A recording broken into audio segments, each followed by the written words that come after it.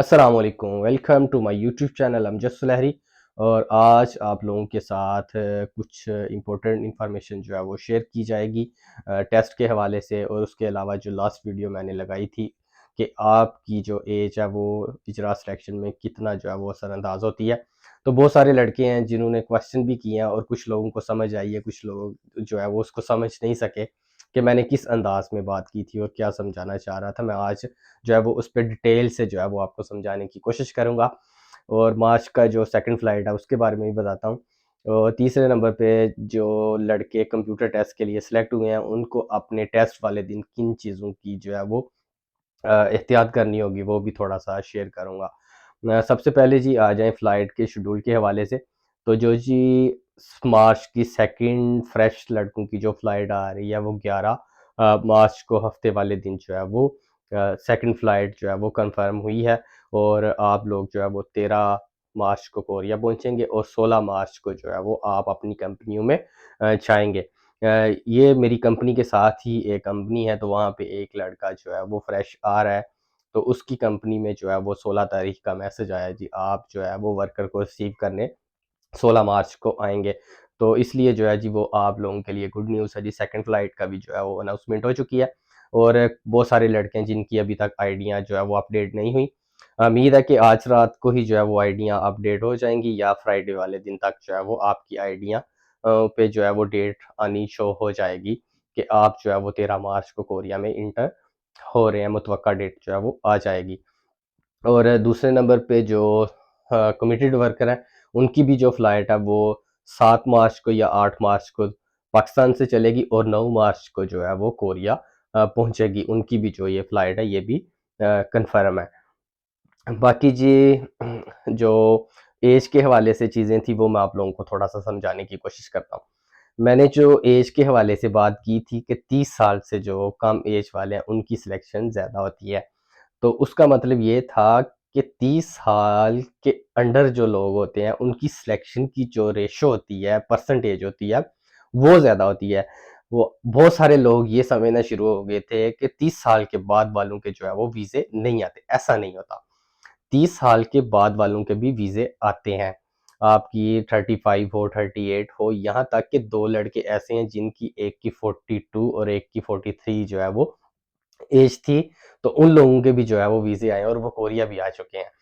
तो मेरी जो है वो बात आप लोगों को समझ नहीं आई कि जो ओवरऑल ओवरऑल परसेंटेज आप देखते हैं कि फॉर एग्ज़ाम्पल अगर 500 अजरा हुआ है ना या 700 अजरा हुआ है, तो 700 में से जो है वो 70% या 65% के करीब 65-70% के आसपास जो है ना 70% तक वो अंडर 13 ही होते हैं और ये रियलिटी है। अगर आप मुआयना करें जो लास्ट 2022 में जो लड़कियां हैं तो वो सब के सब जो लड़कियां हैं वो उनमें 70% वो लोग हैं जो बिल्कुल यंग हैं, यानी कि 30 साल के अंडर आते हैं या 32 इयर्स या 33 इयर्स तक जो है वो मोस्टली ज़्यादा आए हैं। 35 के बाद वाले भी काफ़ी लड़के हैं जिनके अजरा हुए हैं, वो भी कोरिया आ चुके हैं। लेकिन आज से पीछे आप 10 साल का भी मुआयना करेंगे ना, तो कम एज वाले जो लड़के हैं वो कोरिया में हमेशा ज़्यादा आते हैं। वो वजह क्या कि कोरियन मालकान जो है वो कम एज वाले वर्कर्स को जो है वो ज़्यादा पसंद करते हैं। तो इसलिए जो है वो कम एज वालों के अजरा भी ज़्यादा होते हैं। अभी आप लोगों ने देखा होगा 20 साल से 25 साल वालों की भी जो रेशियो है वो भी ज़्यादा होती है और 25 से 30 साल वाले जो हैं उनकी भी रेशियो जो है वो ज़्यादा होती है। लेकिन जैसे ही 30 से ऊपर का फिगर जाता है तो उनकी रेशियो जो है वो कम होना स्टार्ट हो जाती है। उनके भी वीज़े आते हैं। 30 ईयर से ऊपर वाले ये ना समझे कि हमारे वीज़े नहीं आते, आते हैं बिल्कुल वीज़े जो है वो आते हैं। लेकिन अभी कुछ लड़के हैं, उन्होंने अपने मालिकान को कहा भी है कि आप जो है वो अप्लाई करें। तो जब ऐज की बारी आती है तो ऐज को जो है वो मालिकान जो है वो 25 से नीचे वाले या 30 से नीचे वाले अप्लाई करने को प्रेफ़र करते हैं। लेकिन बहुत सारे मालिक ऐसे भी होते हैं जो कहते हैं कि जी ऐज का कोई मसला नहीं है, बस वर्कर जो है वो आना चाहिए। और कुछ मालिक ऐसे भी होते हैं जिनका काम बहुत ज़्यादा हार्ड होता है, तो वो हेल्थी जो वेट ज़्यादा वाले होते हैं ना लोग, उनको भी जो है वो लाइक करते हैं। बहुत सारे लोग ये भी समझते हैं कि हमारा जो वेट है वो ज़्यादा होने की वजह से हम हो सकता है सिलेक्ट ना हो पाएँ, ऐसा नहीं होता। जो हार्ड काम होते हैं उसमें पावरफुल बंदे की भी ज़रूरत होती है, तो कुछ मालिक ऐसे भी होते हैं जो अच्छी जो है वो जसामत वाले बंदे को पसंद करते हैं। तो इसलिए जो है वो आप लोग ये बिल्कुल भी इसको नेगेटिव पॉइंट पे ना लेके जाएँ कि 30 ईयर से ज़्यादा वालों के या 35 ईयर से ज़्यादा वालों के इजरा नहीं होते, उनके भी इजरा होते हैं, लेकिन रेशो कम होती है। जो रियलिटी है उसको मैं आप लोगों के साथ जो है वो शेयर करूँगा। हो सकता है अगर मेरी परसेंटेज अंदाज़ा लगाने में अगर कुछ अप एंड डाउन है, तो आप लोग जो है वो कमेंट सेक्शन में बता सकते हैं जी क्या रेशो एग्ज़ैक्ट हो सकती है। लेकिन मेरे पॉइंट ऑफ व्यू से जो है वो 2022 में जो है वो ज़्यादा लड़के अंडर 30 ही आए हैं। मेरे पास तकरीबन 400-500 लड़कों का मेरे पास भी डाटा है, तो उसमें भी जो ज़्यादा है वो तकरीबन अंडर 13 वाले लड़के ही ज़्यादा हैं। क्योंकि मोस्टली 19 96, 7, 8, 99 वाले लड़के जो है वो कोरिया में काफ़ी ज़्यादा आए हैं। तो इसलिए आप लोग मेरी बातों को बहुत सारे लड़के कहते हैं जी हम फिर ना ही समझे, हम नहीं कोरिया जा सकते जो 30 से ऊपर वाले हैं, तो बिल्कुल भी ऐसा नहीं है। आप लोगों के भी जो है वो अजरा हो सकते हैं। जस्ट ये जो एज की चॉइस होती है ना, ये मालिक की अपनी मर्जी होती है। मालिक ने खुद जब आप लोगों के लिए फॉरेनर के लिए अप्लाई करना होता है, तो मालिक ने जो है वो आपकी एज ऊपर मेंशन करनी होती है कि मुझे फलां फलां एज का जो वर्कर है वो चाहिए, तो मालिक को जो है वो उसी एज का जो है वो वर्कर दिया जाएगा। तो इसलिए उम्मीद है कि आप लोगों को जो है वो कांसेप्ट क्लियर हो गया होगा एज के हवाले से। तो एज बिल्कुल मैटर करती है इजरा में, लेकिन उसका हरगिज़ ये मतलब नहीं है कि आप लोगों के जो है वो ज़्यादा एज वालों के इजरा नहीं होते, होते हैं। लेकिन परसेंटेज जो है वो इजरा की निस्बत जो है वो कम होती है। यानी कि मैं पहले भी बता चुका हूँ कि अगर 100 लड़का सिलेक्ट हुआ है, तो 100 में से 70 जो है वो कम एज वाले होंगे और 30 जो है वो ज़्यादा एज वाले होंगे, तो उनके भी इजरा हुए हैं, होते हैं। तो वो मालिक की अपनी पसंद है। मालिक चाहें तो सब 30 से ऊपर वाले अप्लाई कर दें, नीचे जो है वो फिर फ़ारिग हो जाएँगे।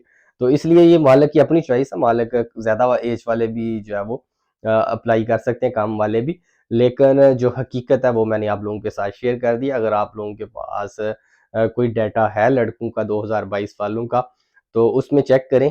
रिटर्नी जो कमिटेड वर्कर हैं उनको निकाल के, या जो दोबारा टेस्ट पास करके आए हैं उनको निकाल के, बाकी जो फ्रेश लड़के हैं उनका आप लोगों ने एस्टिमेट लगाना और कमेंट सेक्शन में आप लोगों ने लाजमी बताना है जी परसेंटेज 70-30 है या फिर 50-50 है। आप लोगों के मुताबिक जो भी होगा आप लोगों ने कमेंट सेक्शन में लाजमी बताना है। तीसरा आ जाएँ जी, आप लोगों ने टेस्ट वाले दिन किन चीज़ों की जो है वो एहतियात करनी है। एक चीज़ आप लोगों ने सबसे ज़्यादा जो एहतियात करनी है वो टाइमिंग की।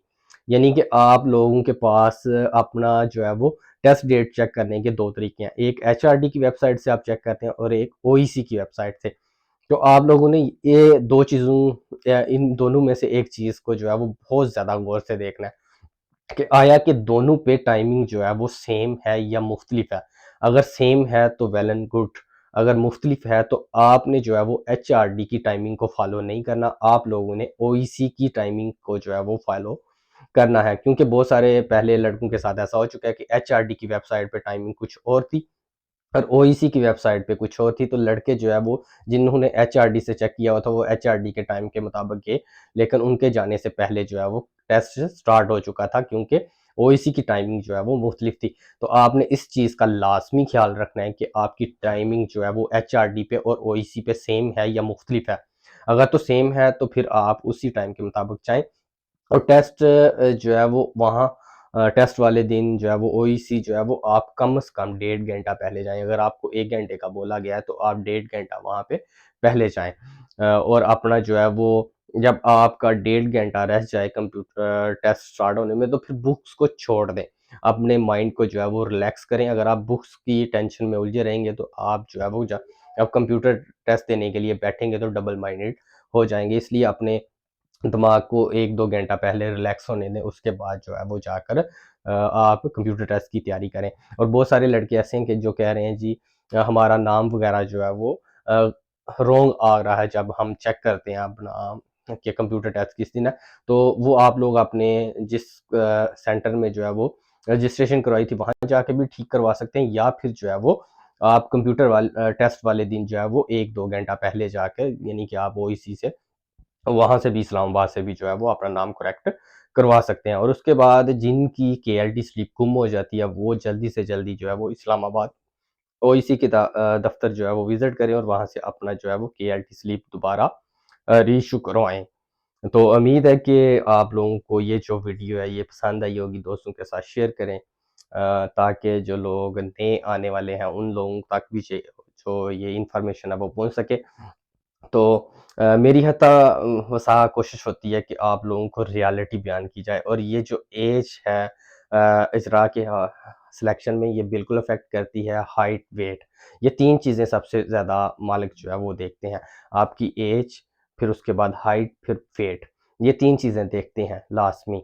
बाकी जो आपकी कोरियन एबिलिटी है या पाकिस्तान की क्वालिफ़िकेशन है वो मैटर नहीं करती। बस जस्ट ज़्यादा से सबसे ज़्यादा जो चेक की जाती है वो कोरियन एज है कि मालिक सबसे पहले सोचता ही सबसे पहले जो पॉइंट आता है ना मालिक के दिमाग में, वो यही आता है कि मैंने इतने साल से इतने साल तक बुलाने हैं। जो एज और हाइट का जो चक्कर है ना, वो जिस दिन मालिक सेलेक्ट करता है उस दिन उसके ज़हन में आता है जी मैं क्या करूँ? वो पेपर देख के उनमें से जो है फिर वो सेलेक्ट करता है, तो उसमें ये सारी चीज़ें देखता है। लेकिन जब अप्लाई करने होते हैं तो फिर मालिक के ज़हन में सबसे पहले एज का कांसेप्ट आता है। तो उम्मीद है आप लोगों को इस वीडियो में कुछ ना कुछ सीखने को लाज़मी मिला होगा। वीडियो को शेयर करें दोस्तों के साथ, दुआ में याद रखिएगा। अल्लाह हाफ़िज़।